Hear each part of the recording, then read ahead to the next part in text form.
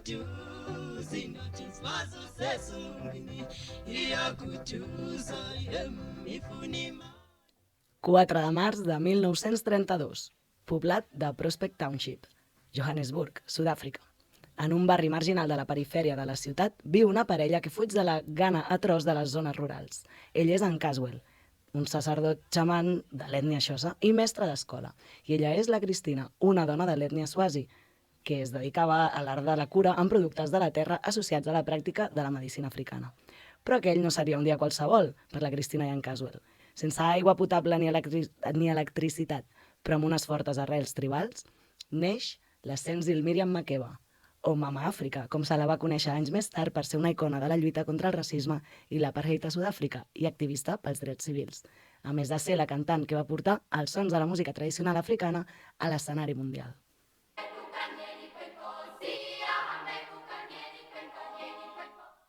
Sud-àfrica encara no existia com a tal, ni l'apartheid tampoc. Encara era una colònia britànica, la Unió Sud-africana. Els tractes inhumans, l'absència de drets polítics de qualsevol naturalesa, les pràctiques de segregació racial, com els llocs on els negres podien viure, menjar o treballar, eren part de la vida quotidiana al món en què va néixer la Míriam. Poc abans que nasqués, la seva mare volia guanyar un extra, pots imaginar, els sous. Doncs va crear una minifàbrica de cervesa artesanal a casa seva i venia la beguda als seus veïns. Una jefa, la Cristina, ja em cau bé. A mi també, sí. Ella emprendedora i empoderada. Perquè, a més, amb això desafiava la doble prohibició que impedia als africans posseir ingressos de pròpies indústries i també de produir begudes alcohòliques per la venda o consum personal. Però, poc després de donar llum, va ser empresonada, no li va sortir molt bé el negoci. El 22 de març de 1932, la Míriam Makeba va conèixer ja a la presó als 18 dies de nascuda. Pobre. I va passar els primers 6 mesos de vida. O sigui, quan va sortir, el papa Caswell va decidir fer un canvi de vida cap a Pretòria, una província, ja parlàvem abans, no? Una de les capitals actuals, una província del nord de Sud-àfrica, que representava una millor oportunitat de feina. Va entrar com a ajudant de comptable a l'empresa Shell, la companyia Shell. I hi havia un ambient menys opressiu per les persones negres. Aquesta nova vida va durar poc. L'any 1938, quan la Míriam tenia només 6 anys, el seu pare va morir. Ai, pobra. I la mare va haver de fer-se càrrec de la família. La Cristina reunia totes les vulnerabilitats del seu país i dels seus temps. Africana, dona i viuda. Vidu, perdó. La càrrega familiar va resultar massa pesada i va dispersar els fills per assegurar la seva supervivència. Quines decisions tan dures prenen moltes famílies per qüestió de vida o mort. Sí, és difícil separar-se, però de vegades, tot i que no ho sembli, és la millor opció, perquè si no es pot mantenir tot el nucli familiar junt, hi ha vegades que no és la millor opció, però s'ha de fer. Pues sí. La Senzi, com li diuen també a la Míriam, va anar a viure amb la seva àvia a Riverside. A les afores de Pretòria es va matricular a l'escola metodista d'ofici, que seria com una formació professional, ja que no tenia gaires més opcions. O sigui, als 15 anys com a tard hauria ja de guanyar-se la vida de manera autònoma, soleta, vaja. No obstant això, més que aprendre un ofici, l'escola li va permetre descobrir la seva gran vocació, el seu llenguatge. En ingressar al cor va saber que no podria fer res més la resta de la seva vida.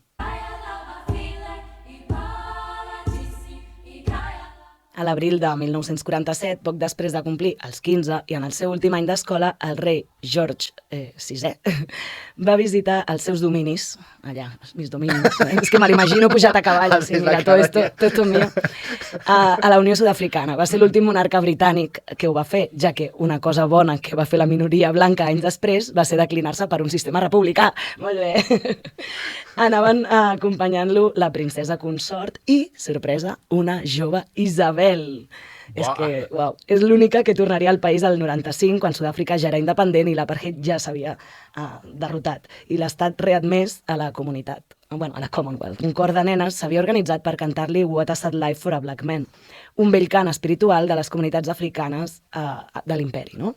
Les nenes, que entre elles tatatachan, teníem a la Míriam Makeba, van esperar durant hores al pas del rei, però poc abans que la comitiva reial passés per allà va caure un fort xàfec. El cor es va negar a dispersar-se i sota la pluja va continuar esperant. Semblava que s'aproximava i que ja arribava el rei, no?, a passar per allà. I elles es van preparar, però no van poder entonar ni una sola nota, perquè el vehicle va passar de llarg. No sabien ni què estaven. La Míriam en aquell moment doncs, es va notar, no?, que era un tracte de menyspreu i una ofensa i que no ho va poder oblidar mai aquell moment. Alhora, aquest record dels assajos, de la satisfacció, no?, que sentia amb la música, doncs la va portar fins al que us explicaré més endavant, no? Li van descobrir la màgia de la música. És terapèutica, la música. Totalment, o sigui, totalment. Makeba, quan cantava, no fugia de la realitat, com molta gent pot pensar, no? Sinó allà, el cant, li servia per reconstruir-se, era propietària de si mateixa, de la seva veu, era com el seu racó, no? Per uns minuts no hi havia res més que la cançó enmig de tanta violència i amenaça.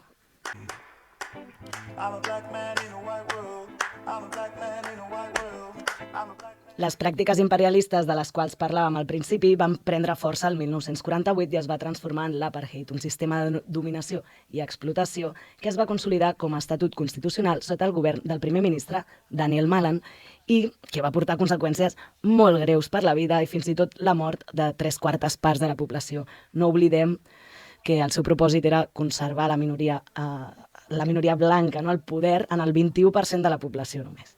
El 1949, Makeba tenia 17 anys i es va casar amb un policia narcisista i maltractador. Ell era en James Kubai. Amb ell va tenir la seva única filla, Bongi Makeba, el 1950. Pocs mesos després li van diagnosticar un càncer de mama a la Míriam. I el 1951 el seu marit la va deixar, ja que, sorpresa, no només era un maltractador, sinó un covard.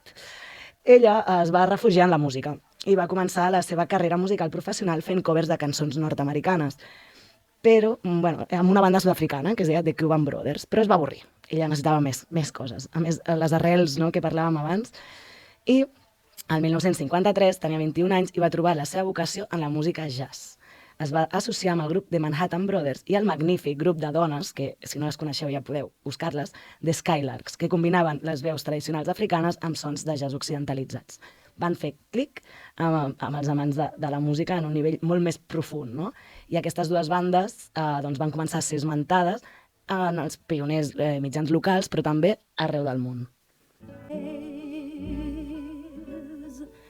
With your two lovely eyes. El seu primer èxit en solitari és aquest que acabem d'escoltar. Va arribar l'any 1956, quan va gravar el seu primer àlbum en solitari, Lovely Lies. El disc es va llançar als Estats Units i es va convertir en el primer àlbum sud-africà en arribar a la llista Billboard. La gran oportunitat li va arribar al 59, quan, amb els Manhattan Brothers, va protagonitzar el musical King Kong.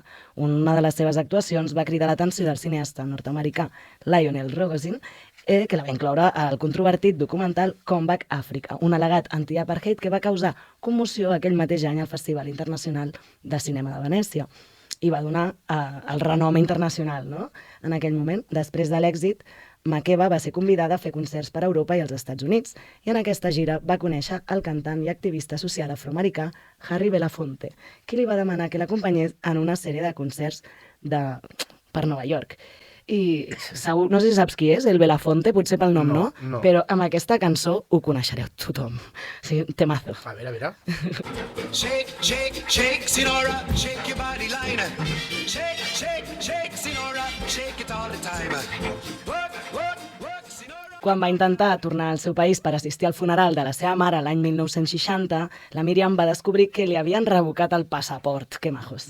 Començava així un llarg exili que va iniciar a Venècia. 3 anys més tard va estar a Londres, va viure a cavall entre Londres i Nova York, i ella continuava fent música. Les seves cançons Click the Click Song i Malaika es van fer superconegudes als Estats Units, tan populars que el llavors president John Fitzgerald Kennedy va afirmar que era un gran admirador. Fins i tot la va convidar a l'aniversari del seu fill l'any 62.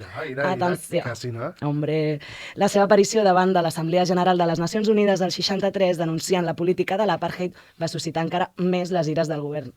Va respondre prohibint les seves cançons. Ja ho sabem que... Si no ho prohibim. Però la seva veu càlida, el seu missatge revolucionari i la seva increïble força a l'escenari es van consolidar a nivell internacional. I mentre lluitava contra un altre càncer, un càncer d'úter, el segon càncer, amb només 33 anys, la carrera artística de Makeba es feia més rellevant arreu del món. Al 64 es torna a casar amb el trompetista sud-africà Hugh Masekela i paral·lelament a la seva relació artística amb Harry Belafonte va néixer un doble àlbum l'any 65 on abordava justament aquesta situació política de Sud-àfrica. Els sud-africans negres, concretament sota la segregació racial. Va aconseguir un Grammy, el millor enregistrament folk, el 66, en què es torna a divorciar. Clar que sí, reina, tu inconformista.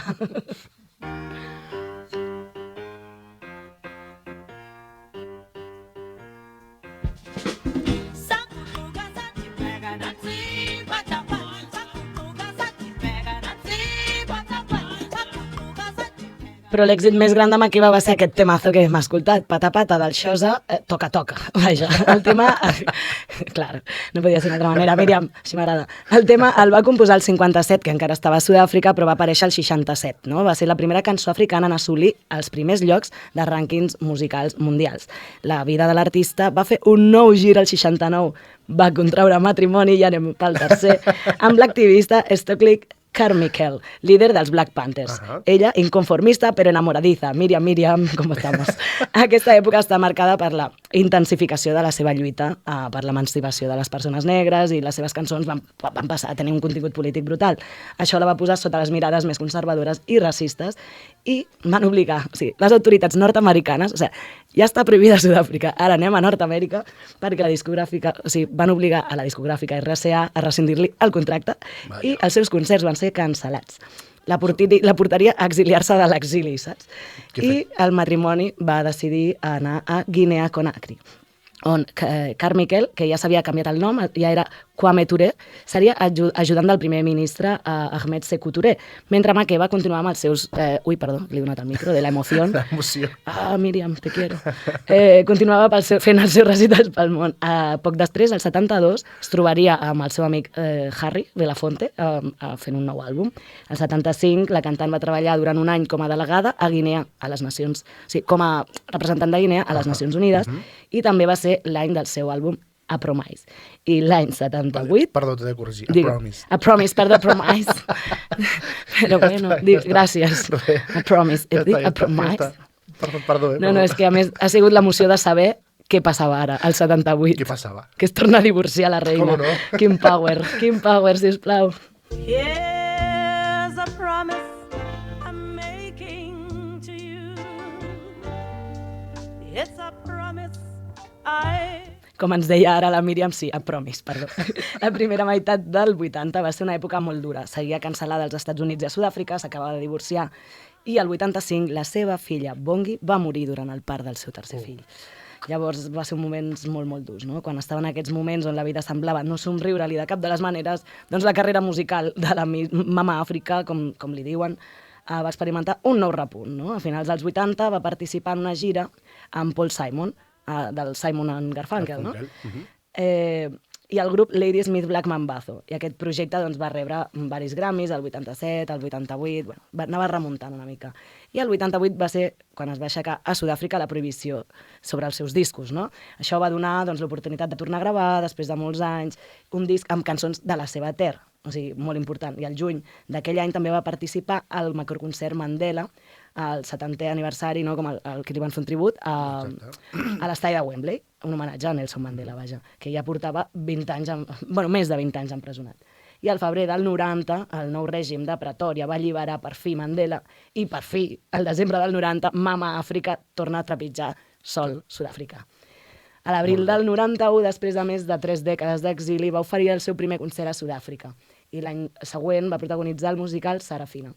Al 94 es va unir al seu exmarit, Hugh Masekela, el trompetista, no? I van fer la gira de l'Esperança. Més endavant va fundar una organització per recaptar fons per la protecció de les dones sud-africanes. Al 97 van fer al Madison Square de Nova York, doncs va fer un concert increïble amb Harry Belafonte. Al 98 Makeba va publicar la seva autobiografia, Makeba My Story, on explicava la seva experiència als Estats Units, bàsicament. Al 2000 editen Homeland, el seu primer disc d'estudi després de 10 anys. I va ser nominat al Grammy. I a causa del seu activisme, o sigui, no només feia música, també feia cosites, el 2001 va posar en marxa el Centre de Rehabilitació Miriam Makeba per a nenes. I al llarg de la seva carrera van rebre nombrosos guardons que no us puc dir perquè no acabem, molts per la seva contribució en la defensa dels drets humans i d'altres per la seva rellevant carrera musical. El 10 de novembre del 2008, poc després de participar en un concert a favor de l'escriptor Roberto Saviano, que havia estat amenaçat per la màfia a Castelvolturno, a la Itàlia meridional, a prop de Nàpols, es va sentir indisposada i va patir una aturada cardíaca. La van traslladar ràpidament a l'Hospital de Nàpols, però el seu cor va deixar de bategar poc després d'arribar. Ostres. Sí, però show must go on, o sigui, la tia va morir just després de fer un concert. Les seves restes van ser repatriades a la República de Sud-àfrica, on van rebre, evidentment, honors d'estat. Mare. That you could cry, don't you wish I would die? See me seesaw kids, child women on the skids, the dust will... Ai, què t'ha semblat, la Míriam? Vaya Buah. vida. Home, i com a Míriam us dic És el que t'anava a dir. que no tinc referents, o sigui, perquè no hi ha moltes artistes, etc que siguin Míriam, però he trobat la millor, la millor. Sí, totalment. Gràcies, mama, gràcies, papa, per posar-me aquest nom. Totalment. Ella és mama Àfrica i jo mama Sabadell, saps? Pues sí, Però bueno, cada ja una en lo està. suyo. Ja està.